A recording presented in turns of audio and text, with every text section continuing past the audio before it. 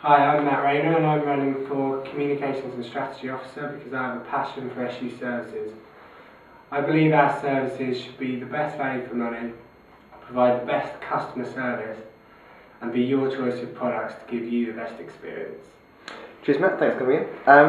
So I read through your manifesto and there's some bits I really like about it. So I like the emphasis on it being environmentally friendly, fits in our long-term goals of our union. I like the customer services idea, that's key to the new role of strategy and communications. And you've really sort of got the role of being moved away from sort of market promotion more towards marketing and strategic direction of the commercial side. Certain problems. You go on about the union having the cheapest prices possible. Now, if we reduce prices, we reduce revenue, and therefore are the union, the charitable activities like campaigns, sports clubs, societies, their budgets will have to decrease. And that's what students want. Students want less activity and cheaper prices. Okay, so a comment on that. Yeah. What I felt was if the only way that we'd be able to reduce prices or introduce my deals idea with the loyalty cards is if this does increase revenue. It can't be just brought in without a proper plan looked into. But I believe that the loyalty cards could bring in more customers regularly, and it would only if it offsets. So to the individual customer, they would receive a cheaper deal, but there'd be increased revenue overall because they would go in more times. Okay, this would be, would you increase the price of alcohol in the bar?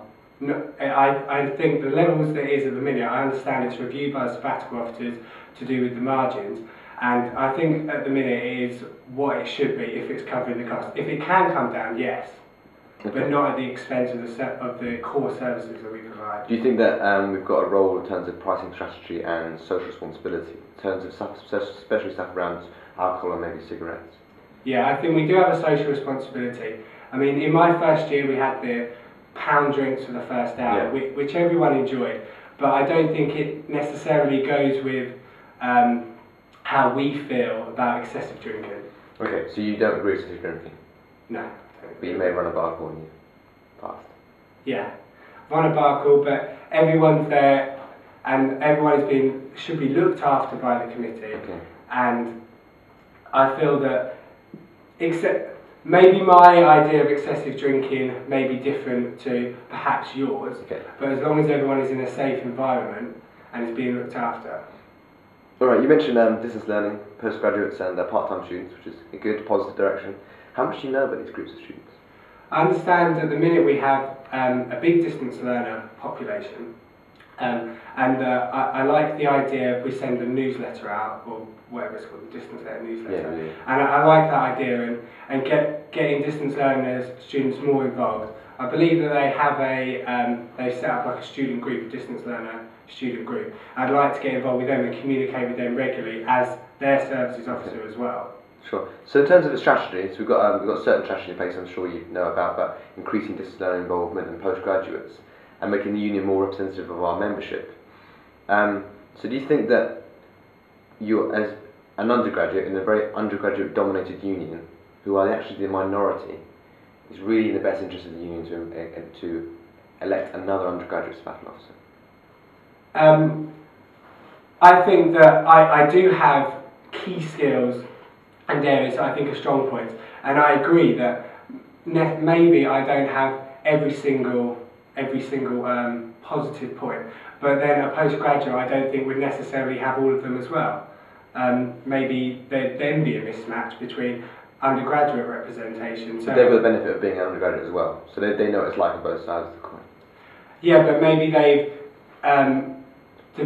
matured's not necessarily the right word, but then have different feelings of what the SU should offer.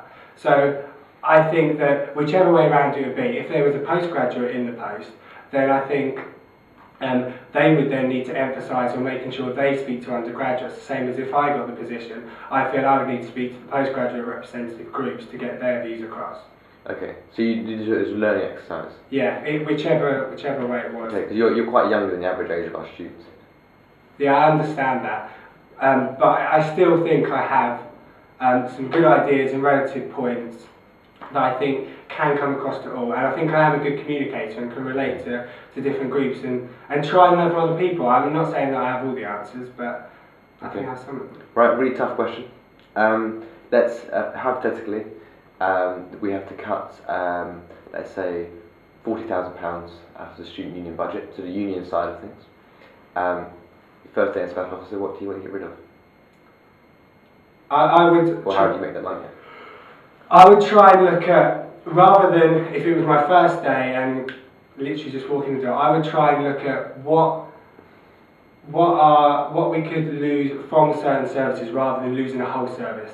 So say it was the education, say I had to say the education department, I'm afraid you can't run this certain campaign. I'd say the safety bus, maybe you have to cut down your hours. I wouldn't go in and say, if I had to make a decision that day, we'll just get rid of this service, because without a proper review service, I don't see how you should be able to. So first day, CEO, who you line manage an experienced chief executive officer, first day in the job, and he says, right, we need to make some cuts because we're going to go bankrupt, and you're putting in a review that may take a month or two, by which time it could be too late.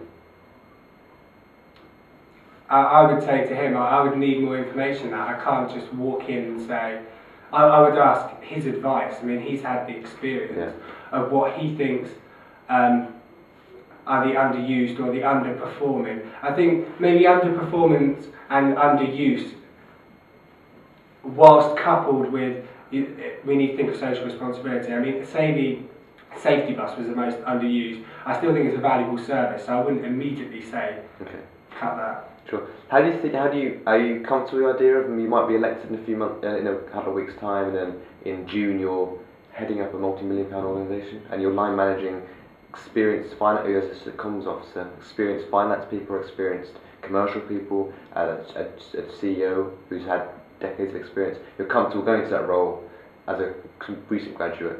It's certainly a daunting prospect. And I would be apprehensive about it, but it's also exciting as well. I mean, there's so many changes you can make. I think, again, it's back to this communication, learning from the people with experience. I think I can try to champion student views and student ideas, but I do understand from a commercial side, I don't have that background.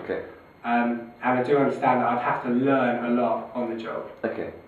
So, final question, wrapping up. Where do you see imagine you're elected, where's the union going to be in 12 months' time? This year, I understand that the goals that we set out to achieve in terms of revenue have not been achieved. And I would like to review these and try and get closer to them. It's been hard financial times and it is a difficult situation. But I would like to see increased students in the union and increased participation in the services. Right, cheers Matt, thanks for coming in, and good luck in your campaign. Thank you very much.